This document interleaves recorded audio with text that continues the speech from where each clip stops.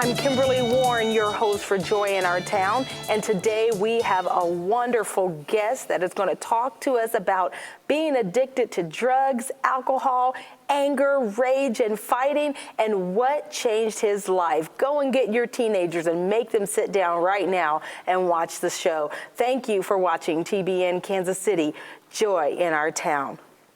Dr. Reverend Roger Wilcoxen. How are you doing? Good to have you here, Pastor. Honored to be here. Wow, you have a colorful background, and you're going to give a lot of parents hope today that are just saying, what am I going to do with this kid? So right now, let's talk a little bit about Celebrate Recovery, which you run at the Fort Leavenworth Joint Correctional Facility. Sure. And unfortunately, every kid can't be saved, right? That's not true. That's not true. That's not true. Okay, correct me. That is not true. Yeah, so tell us what you do for those, is it men and women or just the men in the prison? The JRCF at Fort Leavenworth is for men, and it's for individuals who serve a sentence 5 years or less. And in the military, we have individuals, which I've actually had in my class, are individuals who actually have served a stint of maybe 6 months to 18 months for something as simple as committing adultery. Oh my. In the military. And so you've got individuals from that. You have people that have been addicted on drugs. I didn't know they went to prison for that anymore. But yeah, okay. And, which is kind of interesting because there's a lot of state laws nowadays that just don't enforce it, that still have adultery as a crime on their law books. They just don't enforce it. If they enforced it, we probably have a lot less problems in the world. Could be. So right now, Celebrate Recovery, is this just for people that are incarcerated, that are getting prepared to come back out into the mainstream society? Celebrate Recovery itself is actually a program that is an international program that is in all kinds of different organizations, churches, and a lot of your churches use it as a 24-week program. We actually use it as a 16-week program being in the prison. The beauty about this, though, is doing it on the inside, that once these guys go through this program, they can reconnect to a Celebrate Recovery on the outside once they're released. And many of these guys have actually done that and actually have brought their wives involved in it and that kind of thing, which has been really nice. How do you connect with them as you share your story and your childhood growing up? Are they kind of surprised that this pastor had some of the same issues that they're having? Well, when I go in, one of the first things I do, because I'm not from a military background, and so some people would say, well, you have to be from a military background to understand military men. And I would have to disagree with that to some extent, because the same hurts and the same pains and the same hang-ups and the things that they have, we all go through, regardless of our rank. Right. And so one of the things that I do right up front is I'll let them know right up front that, you know, I'm not from a military background. I see you as a man no different than myself with the same struggles. And what I find in that reproach is that these men really respect that because they know I'm not going to come at them at a rank level. And so they end up really respecting that and opening up and talking about their issues and their families and that thing. Well, some of these men they're there because of theft, drug abuse, violent crimes, adultery, as you said, refusing to follow military orders. How do you identify with them with their substance abuse issues as well? Well, substance abuse, I actually started when I was about 8 years old. My mom and dad used to keep a bottle of whiskey or some bourbon underneath the kitchen sink. And my mom used to make bourbon balls. Not unlike many households. Exactly. And granted, my mom and dad weren't alcoholics or anything like that. But they did keep it under there. Well, being 8 years old, I was curious about it. Started drinking some of the stuff that was under their sink and refilling it with water, so they thought maybe their whiskey or their bourbon was bad. Oh, you were a smart alcoholic. So by the time I was 12 years old, you know, I had gotten into drugs and gotten into alcohol and that kind of thing. And not being raised in a Christian home or anything, you know, I didn't have the Christian principles or standards that I do have now. I'm able to raise my kids in. And so by the time I was 16, I was a full blood addict, you know, just drugs, alcohol, you name it. And I had met a girl actually I had a dream about this girl and ended up meeting her at a YMCA, which was kind of remarkable. You know, 16 years old, you think you meet this girl, you know, she's going to be the dream of your life and all this kind of stuff. And granted, it did change my life. And what happened is after meeting this girl, her foster mom told me, in order for you to date my foster daughter, you have to go to church. Oh, my. And so I was like, well, okay, I'll go. You know, I want to date your foster daughter. Well, in 1989, in October 1989, I was over at a party, a family party, over at Joanne's house, and they had an emergency happen. They invited me to come downstairs, and so when I went downstairs, they asked me to pray, and I didn't know sure what that was going to look like, so I went ahead and went down there anyway. Next thing I know, I'm a 16-year-old boy, curled up in a fetal position in Joanne's arms, doing an old-fashioned repentance. God delivered me from my drugs, delivered me from all my old life, just everything. And so I went from partying one weekend to praising the Lord and dancing for Him on the following Sunday. Wow. And so there, about 6 months after, I started preaching on the streets of Cincinnati, Ohio, at 16 years old, ministering to gangs and addicts and that kind of thing. And ever since then, I've had a heart for it. Wow. For some people, it is just a one instant kind of thing. Did you ever relapse? Did you ever go back? Were you ever tempted? I've been tempted. I believe you're always going to be tempted to some extent or another.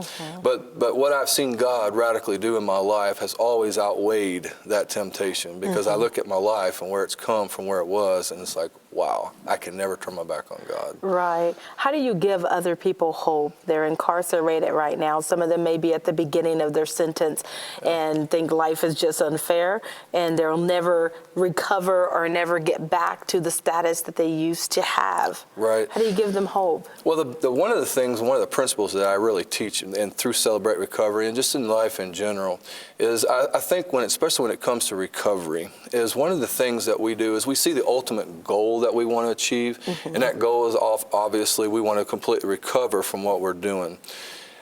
What we fail to do along that process is celebrate the little victories along the way. And because we fail to celebrate those little victories along the way, we get discouraged. And so one of the things that I tell these men, I'm like, you need to celebrate these victories along the way. You know, you have an anger issue. Well, today you didn't blow up at the guard. You was able to keep your temper. I think that gives reason for you to go celebrate a little bit. That doesn't mean you may not blow up tomorrow, but today you didn't blow up. So go celebrate. God gave you the ability to have victory in that, and today He gave you that victory, and you answered that. Go celebrate that. And so they begin to take on that, and now they're finding they're able to overcome these issues because, yeah, they still have the big goal down there, but they're celebrating those little victories along the way. And that seems to give them a lot of hope because they're so used to, you need to meet this goal, you need to meet this goal, which is fine. That we need to meet that goal. Right. But those small victories mean a lot. Right. Do you have any success stories yet? And how long have you been doing this? And do you have any success stories of guys that have gotten out and they're able to recover some of the losses? Yes. I've actually have a gentleman that I like to kind of give testimony about, which was kind of interesting, which I did not know this right up front. But when he came into my class, he was actually a Buddhist. And he had come into my class, and he had gotten saved. And I didn't even realize he had gotten saved. He had not said anything to me. And so we have a testimony praise time during one of our chapel services, and he had gotten up and he had talked about coming to the class, how he was a Buddhist, got saved through the things that were taught in the class. Wow. And then on top of that, he had said that he was believing God for a miracle for his family. And what he said he had read out of Genesis where Abraham believed God. Wow. And so he came, and one day he came to class and he told everybody, I'm going to believe God for a miracle. I need a miracle in my family. And so he believed God for a miracle in his family. It was a financial miracle that he needed. And he had given testimony on that praise and worship night. And this is what he said. He said, I took God at His word. He said, God saved me from being a Buddhist. He said, I take God at His word out of the book of Genesis when Abraham believed God. He said, I believed God, and this is what happened. Somehow or another, we overpaid $20,000 on our mortgage, and our mortgage cut us a $20,000 check to help my wife get through this time of struggle. Wow, and incredible. I was like, wow, what a life of faith. Wonderful. If you're just now turning on the television set, we have Dr. Roger Wilcoxen. He is a pastor, a preacher, a motivator. He is one of the program leaders of Celebrate Recovery, located at Leavenworth Joint Correctional Facility, or the military prison. They still do have those for many different crimes, but there is hope regardless regardless of what your background is, whether it's military or civilian. If you would like to give him a call, maybe you want him to have come speak to a group near you, you can simply call him at 913-944-9103. That's 913-944-9103. There's some other information on the screen too, how you can contact him at LinkedIn. Why do you do what you do every day? You've been in ministry for how long now? Since 1989. A long time. And I'm sure, you know, you could sit back and say, I've already helped lead this many people to recovery or to Christ, and I've done pretty good. But you keep coming back for more. I'm real big on Matthew 25. Okay. Matthew 25 teaches us, you know, to visit the prisons, to visit the hospitals, to go out into the streets and the homeless. And Jesus asked the question in there, when have you done the least of, and the disciples were asking, well, when did we see you doing this, Lord? When did we see you in need? And Jesus said, you do the least of these, you've done unto me. And so one of the things that I'm really passionate about is what I call practical ministry. You know, it's one thing to, and I love to preach, don't get me wrong, I love to preach. I love to get into worship. I love those things. But when it's out in the streets and it's helping those, when it's out in the prisons, in the hospitals, and it's going and actually doing those practical ministries of what I call practical ministries, there's where light bulbs go off. That's where the changes begin to happen. That's where miracles begin to happen. You begin to see lives just radically change. You know, going on a street, and I've done this a couple of times, you go on a street and you pray with someone that is an alcoholic and they're drunk, and you pray with them, and all of a sudden God just sobers them up. And they give you this look like, why did you do that for? You know, well, you know what happened. God worked. He was proving to that person he's real. And so to go in, you know, it's one life at a time, that's for sure, that's for certain. But you know, the beauty of this is, especially in like a military prison, is that you have guys that are going to be released all over the country. And so you're not just ministering to in Fort Leavenworth, you're ministering to literally all over the country. So these men are able to take this back to their families. And when they minister back to their families, they're able to minister back into their communities. There's been several men, you know, through getting saved and different things that I've seen that have been called into the ministry, that even while they're in the military prison are now taking Bible classes to become a minister. What a rewarding, what a rewarding beautiful thing what to be a God part does. of. What would you like to see happen in the community or in the prison system over the next 3 to 5 years? What are your goals? Revival. Revival. You know, one of the things, especially when it comes to military prison, we think of fallen soldiers a lot of times as our heroes that we see a lot of times at our cemeteries, who have given their lives through times of war or practices of military engagements and things. And these, don't get me wrong, these are definitely heroes that I believe that we need to honor. But I think sometimes we forget the fallen heroes that we have that are in our military prisons, who are there because of PTSD, mental health issues. They're there because of addiction issues. They're there because of maybe gambling or whatever the issue might be. And when I see military prisons, I see the men and the women in these prisons as our fallen heroes that need hope.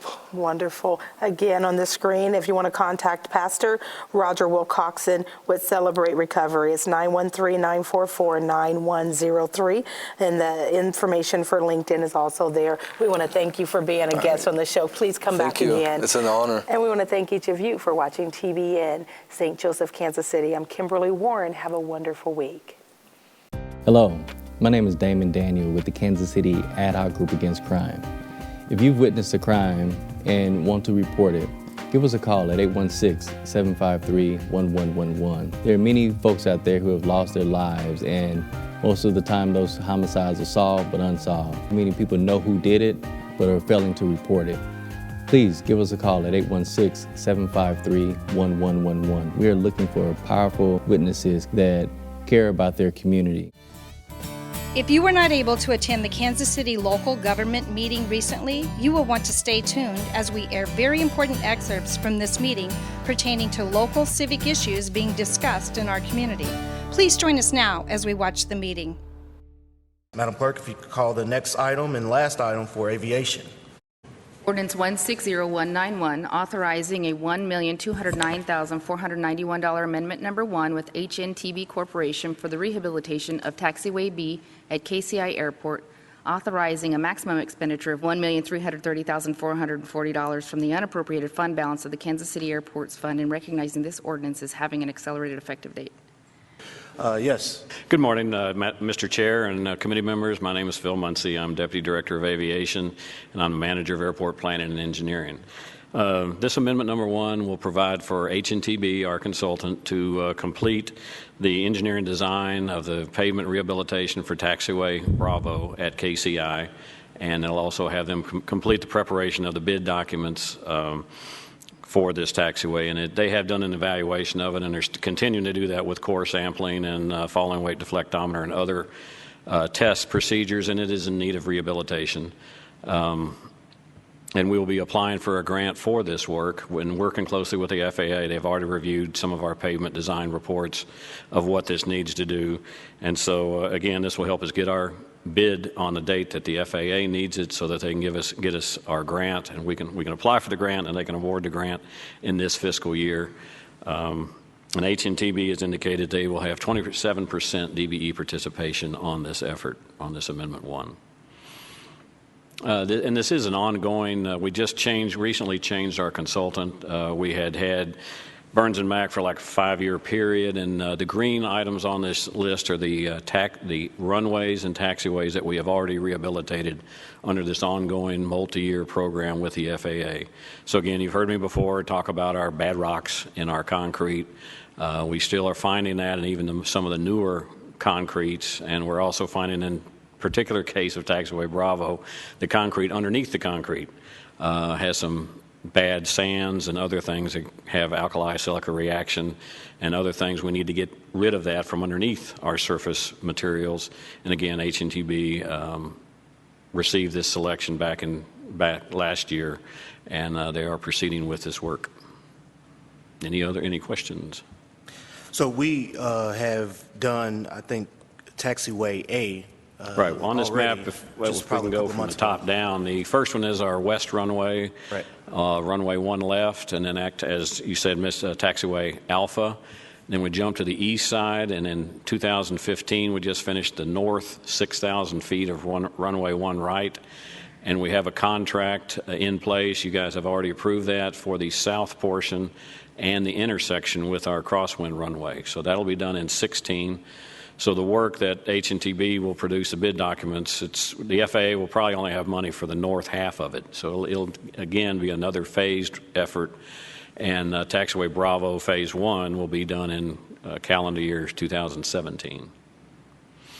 Yeah, and so now when this work is going to be, when it starts, this will not affect traffic control or I guess the aircrafts that come on the actual. Correct. That's part of the phasing plans. It's not only the FAA money is just not available in huge amounts to do it all at once. We obviously can't do it, as you're saying, and keep traffic flowing. Now, we will be closing the east runway all summer this year like we had it last year, but that also compels us to keep the east runway open, and that's why we won't be doing work on taxiway Bravo this year, so that we can keep the west system working. Now, there will be tricks with doing taxiway Bravo. We'll have to do some temporary detours. Now, again, these detours are for DC-10s and large-size aircraft to get to their cargo aprons while we are rehabilitating taxiway Bravo. So there are several challenges, of course, with sequencing and scheduling and getting that work done. And then also, I think the last time that this work was completed was probably in 2000 on... Yes, taxiway Bravo, I believe the last pavement on its surface went down in 2000. So the life of this sort of concrete and pavement is, I mean, usually 25 years or what? Right. In the past, the FAA was aiming for 20, 25, and now they are working towards trying to get 30 and 40. I think 40 is a bit ambitious, but on the east runway is our first use of hard rock aggregates, and we do have granite in that instead of limestone aggregates. So again, the FAA supported that. This is a grant-funded work where they match 75% of our eligible expenses, and again, we do follow their recommendations and suggestions and work closely with them. But again, we are replacing the aggregates with something that is stronger than our limestones have been. Any additional questions from the committee? There are goals, and I feel bad that I sort of skipped over them in the other ordinances, but this is, I think, for DBE goals that we have on this actual. Correct, and we're in that cycle with the FAA that says if evidently we met our goals for a few years, and so they said, okay, now we need to see what happens without goals. So this particular design professional agreement does not have project-specific goals on it, but the consultant has come in with 27% DBE participation. Great. If there's no other additional questions from the committee, we'll take comments from the public. Seeing none, we'll take a recommendation for this ordinance. Yes, Mr. Chairman, I move that ordinance number 160191 be reported out of this committee with recommendation of advance and due pass. Second. It's been moved and second. All in favor, say aye. Aye. Any opposed? The ordinance passes. Thank you, gentlemen. Thank you. Until Mark Van Lowe, we'll look forward to seeing him next month or pretty soon. Okay. Thank you. Madam Clerk, if you could call the next item on the agenda. Ordinance 160176, authorizing an amendment to an agreement with HDR Engineering, Inc. for approximately $242,000 for the downtown streetcar transit system and recognizing this ordinance as having an accelerated effective date. All right. Thank you. Good morning, Mr. Chairman and members of the committee. My name is Ralph Davis. I'm the Deputy Director of Public Works. The ordinance you have in front of you today is an amendment to a contract with HDR. That's the design company for the streetcar. This particular amendment is for the sub-consultants that do the work on the vehicles themselves. The sub-consultants help us commission these vehicles, work through all the little issues, and basically make sure the city gets best value for their money. These systems are very complicated, and they're very experienced in dealing with these type of systems. So they're very important in helping us deliver a quality product that we can feel comfortable with over the long haul. And this current amendment, the consultant, HDR, this overall contract has a goal of 12.5% for DBE participation. They've been ranging in the range of 14.5%, and they're continuing in that same range at this point. And I'd be glad to answer any specific questions you may have. This is going to be our fourth amendment to this actual? Yes, sir. Okay. And so is this our last amendment? At this point, I don't anticipate additional amendments. The project's just about ready to wrap up. This is just to help finish things at the very end. As schedules and needs have changed, we needed to adapt and make this last amendment. Streetcar has been up in testing for the past couple of weeks or months, I should say, and it's going to be opening up on May 4th? May 6th. May 6th. May 6th, there's this point planning on, there's supposed to be a presentation and a ceremony about 10 a.m. down by Union Station. Great. I know a lot of people are excited about that. Any additional questions from the committee? Yes, sir. Councilmember Lucas. Thank you, Mr. Chairman. And I appreciate your comment about that this is the fourth time we've seen this. And so some might ask, gosh, what more for amendments? If you could explain to us, and I guess the public, what these funds are going to beyond actually what you've already said, which is that HDR needs it because things have kind of advanced or updated. Just give us some explanation as to what this is for, and perhaps that helps us understand why you may not be back if all things work out well. Well, this contract, the original contract, had a lot of components, including design of the track and the systems, design of the building, and support throughout this whole process. This particular amendment is just for a subconsultant that supports the vehicles. We bought 4 streetcar vehicles. The 4th one is supposed to arrive early next month. And this is a specialty consultant that they come on site with us. They have inspectors in the plants to make sure that that these are built exactly the way they're supposed to, that the contractor delivers with expectations. They also help us go through the contract and make sure that the consultant delivers that and negotiate any differences or any modifications we may need to make in the vehicles. These people are very important to us because we've been learning through part of this process, and this is the expertise the city gather and bring in. So at this point, it's the commissioning of the vehicles, making sure that all the subsystems work exactly the way they're supposed to work, and if they don't work the way they're supposed to, they help us get a resolution to that problem. Any additional questions from the committee? If not, we'll have questions from the public. Seeing none, we'll take a motion for this ordinance. Mr. Chairman, I move that ordinance number 160176 be reported out of this committee with the recommendation of advance and due pass. Second. All in favor, say aye. Aye. Any opposed, say no. The ordinance passes. Thank you. And Ralph, while you're here, Bruce, perhaps you can come, and Madam Clerk, if you can call the last item that's printed on our agenda, which also relates to the streetcar. We'll get this out the way. Ordinance 160195, consenting to the release of a 1960... the amendment, I apologize. Ordinance 160158, amending Chapter 70, Code of Ordinances by repealing Section 70-643, disposition of impounded property, prerequisites for release, collection of costs, and enacting a new section that establishes the process for appealing the decision of the Director of Public Works to remove a vehicle. Okay, so I don't know, Bruce or whoever wants to go first. I'll introduce it. Good morning, Mr. Chairman, members of the committee. My name is Ralph Davis, Deputy Director of Public Works. With me is Bruce. He's the excuse me. He's our Director of Parking and has a lot more details on this matter. So I'm going to turn it over to him and let him proceed. Good morning, Mr. Chair, committee members. Actually, this new subsection rounds out our process for appealing a tow. Ordinance 70-642C established guidelines for the Director of Public Works to be able to tow a vehicle that was in the right-of-way. Mainly, this is geared towards streetcar operations, making sure that streetcars run efficiently and in a timely manner.